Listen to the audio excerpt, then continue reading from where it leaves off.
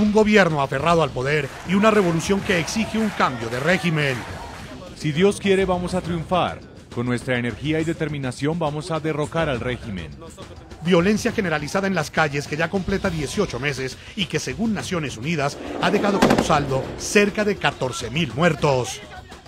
He discutido con el gobierno la necesidad de hacer todo lo posible para detener la matanza por el bien del pueblo sirio. Una comunidad internacional que, al no lograr consenso, asiste como testigo impotente al derramamiento de sangre. Hoy la comunidad internacional mandó un mensaje claro y unificado. La violencia en Siria debe parar, una transición democrática debe empezar y Al-Assad se debe ir. Hoy en la noche, la crisis política y humanitaria que enfrenta Siria, 18 meses después del inicio de las protestas contra el régimen de Bashar al-Assad. Comienza la noche bajo la dirección de Claudia Gurisati. La noche, bajo la dirección de Claudia Gurisati, enciende las luces para que usted vea el punto clave de la noticia. Soy Jason Calderón. Bienvenidos. La noticia: crece la preocupación que genera en la comunidad internacional, pero especialmente en la oposición siria, el apoyo de Rusia al régimen de Bashar al-Assad. El punto clave: el Consejo Nacional Sirio pidió nuevamente a Moscú que no vete en el Consejo de Seguridad de la Organización de Naciones Unidas una intervención de la ONU que frene la violencia generalizada en el país árabe. El punto clave: el fuerte pronunciamiento coincide con las maniobras navales de un grupo de buques rusos que zarpó con destino al puerto sirio de Tartus. La mejor solución sería una intervención autorizada por el Consejo de Seguridad con la participación de Rusia. El pueblo sirio no entiende la política rusa. ¿Cómo pueden nuestros amigos seguir suministrando armas a este régimen? ¿Cómo pueden recurrir al veto en el Consejo de Seguridad? El régimen sirio siente que pueden continuar los asesinatos, siente que de su lado están Rusia e Irán. La noticia: los proyectos de resolución que estudiará en los próximos días el Consejo de Seguridad de la ONU. El primero de ellos fue presentado por los países occidentales y contempla la posibilidad de nuevas sanciones al régimen de Bashar al-Assad. El segundo fue propuesto por Rusia y cuenta con el respaldo de China. El texto descarta la imposición de nuevas sanciones y propone la renovación por 3 meses más del mandato de la misión de observación de las Naciones Unidas en Siria. Creo que todos debemos buscar más formas de aumentar la presión. Hago un llamado a todos aquellos que aún no han dejado de comprar petróleo a Siria y pido el cese de cualquier relación con el envío u otra actividad relacionada con las empresas sirias. Si no imponemos sanciones y las aplicamos a fondo, estamos permitiendo que el régimen de Al-Assad siga matando al pueblo sirio y vamos a ver resultados trágicos todos los días. Lo máximo que se puede hacer es forzar a las partes en conflicto en Siria para trabajar en una solución política pacífica en todos los aspectos. La noticia: el informe presentado al Consejo de Seguridad por el enviado especial a Siria de la ONU y de la Liga Árabe, Kofi Annan. El mediador de las Naciones Unidas reveló que dialogó con el presidente Bashar al-Assad sobre la conveniencia de un alto el fuego localizado en las zonas donde los enfrentamientos entre las fuerzas leales al régimen y la oposición han sido más violentos. Como pueden imaginar, discutimos la crisis en Siria, mi reciente gira por la región, y también tuvimos una reunión acerca del resultado del grupo de acción aquí en Ginebra. El Consejo está discutiendo cuál es el siguiente paso y cuáles son las acciones que se deben tomar, así que oirán algo de ellos en los próximos días. Tanto en Irán como en Irak, los gobiernos estuvieron dispuestos a apoyar el plan de 6 puntos. Apoyaron la idea de una transición política que permitirá a los ciudadanos sirios tener un nuevo futuro político en el país. Obviamente los líderes utilizaron sus influencias para hablar con el gobierno sirio y llegar a un acuerdo. El punto clave: la oposición siria lucha contra reloj y una de sus principales preocupaciones es que las negociaciones y las consultas políticas terminen por disuadir las protestas y acabar con la fuerza de la revolución que tras 18 meses de protestas no ha logrado la caída del régimen de Al-Assad. El Consejo de Seguridad está dando más tiempo a Assad. Estamos perdiendo tiempo que lleva a la muerte de miles de personas.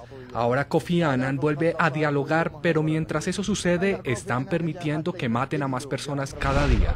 No habrá ningún resultado positivo de esas reuniones. Esto solo será un desperdicio de tiempo y le permite ganar tiempo a Al-Assad. La única solución para detener la matanza y derramamiento de sangre es la salida de Assad y su gobierno. Hemos tenido suficientes masacres. La noticia: la comunidad internacional ha sido testigo impotente del derramamiento de sangre que en medio de una guerra civil sufre y enfrenta Siria. La infructuosa actuación de Naciones Unidas para frenar la matanza de civiles en Siria ha estado supeditada únicamente al plano de la diplomacia. El consenso frente a una salida eficaz no ha sido logrado.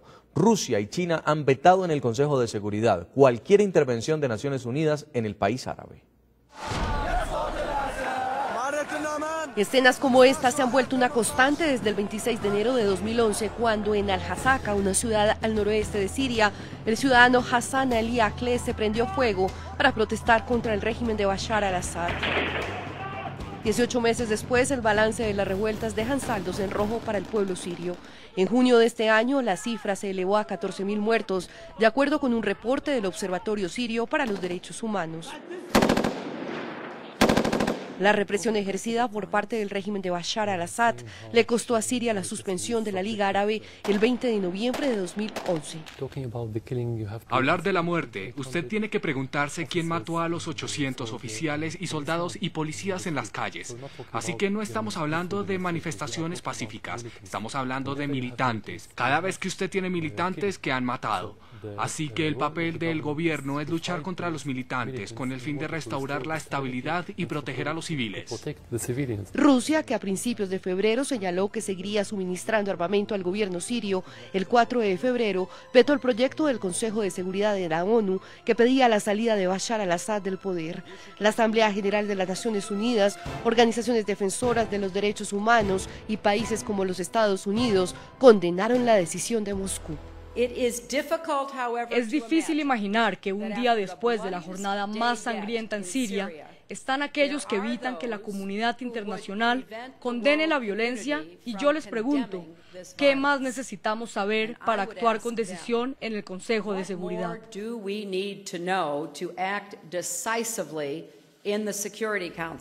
Alemania, otro de los países que condenó enérgicamente el bloqueo por parte de Rusia y China, los culpó del derramamiento de sangre que continuaría en Siria. Los hechos posteriores al veto por parte de Moscú y Pekín confirmaron el temor de la comunidad internacional. Los ataques contra la oposición en las provincias de Homs, Idlib, Alepo y Dera se recrudecieron. No obstante, la masacre de Ula en la provincia de Homs el 25 de mayo se constituyó en uno de los peores episodios para el pueblo sirio desde que iniciaron las revueltas. 108 personas, entre ellas 49 niños, perdieron la vida. De las 108 víctimas de la masacre de Ula, la mayoría fueron ejecutadas por las fuerzas leales al régimen de Bashar al-Assad, informó la Oficina del Alto Comisionado para los Derechos Humanos de las Naciones Unidas. Como respuesta a esas alarmantes cifras, España, Alemania, Italia, Bélgica, Bulgaria, Suiza, Japón y Francia expulsaron a los embajadores sirios de sus respectivos países. Este hecho se convirtió en uno de los momentos más críticos en las relaciones del régimen al-Assad con la comunidad internacional. Ante la escalada de violencia en Siria, el secretario general de las Naciones Unidas pidió la semana pasada a los miembros del Grupo de Acción de Siria ejercer presión sobre las partes involucradas en el conflicto, mientras que el general Robert Mood suspendió la misión de observadores de las Naciones Unidas en Siria debido a la crítica situación de violencia. Hay la sensación de que son demasiadas conversaciones en los hoteles de lujo, en agradables reuniones, mientras que se hace muy poco para avanzar y detener la violencia. He recibido del gobierno un compromiso muy claro con el plan de 6 puntos. Por su parte, Rusia, el aliado más poderoso de Siria, anunció que seguiría suministrando sistemas de defensa al régimen de Bashar al-Assad.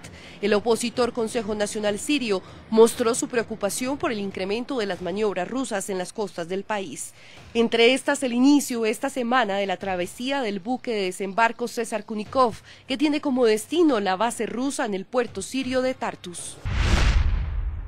En nuestros estudios internacionales saludamos a Mauricio Jaramillo Jacir, es experto en seguridad internacional. Señor Jaramillo, bienvenido al programa La Noche. Buenas noches, gracias por la invitación. Quiero comenzar preguntándole sobre lo que está pasando en Siria. Un Bashar al-Assad aferrado al poder, una oposición que dice que si no dimite, no negocia, una comunidad internacional que no llega a un consenso y el saldo sigue en rojo. Los primeros elementos como para entender un poco lo que está pasando en Siria, para mí se resumen como en 3, que son los más esenciales.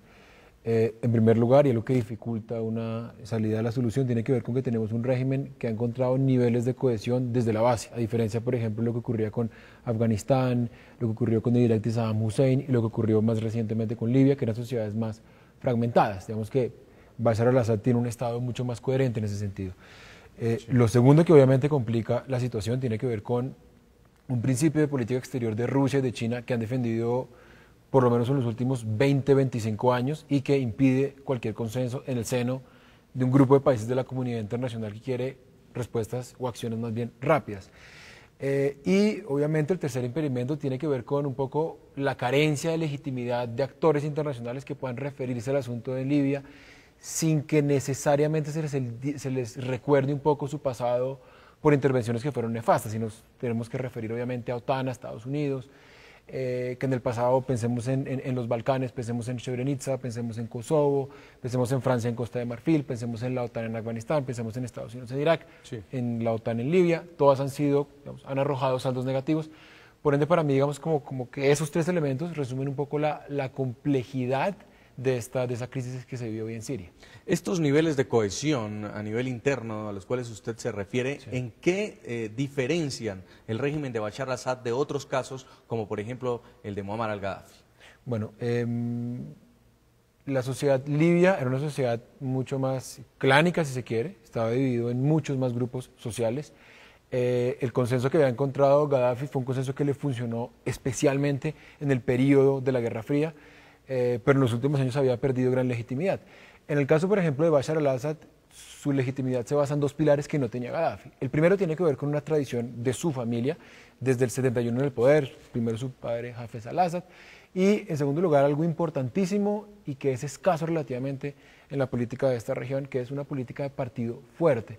Es difícil entender la situación en Siria y entender ese nivel de cohesión que ha logrado Bashar digamos, padre e hijo, si se hace abstracción del partido Ba'ath, que ha sido un poco el que ha construido esta Siria moderna, que en la época de la Guerra Fría se alineó con la Unión Soviética, creó una república árabe, ahí hubo unas conquistas sociales importantes, ahí se generó un Estado, insisto, cuyo andamiaje, cuyo aparato hoy casi que ha blindado a Bashar al-Assad de una revolución, insisto, que se ha mantenido 8 meses, pero lo que a todas luces es extraordinario es que el régimen sirio se haya mantenido. Para mí, esos dos pilares... ¿Y esto es lo que le estaría haciendo ganar tiempo a Bashar al-Assad? Entre otras cosas, también tiene mucho que ver la posición de China y la posición de Rusia, por supuesto.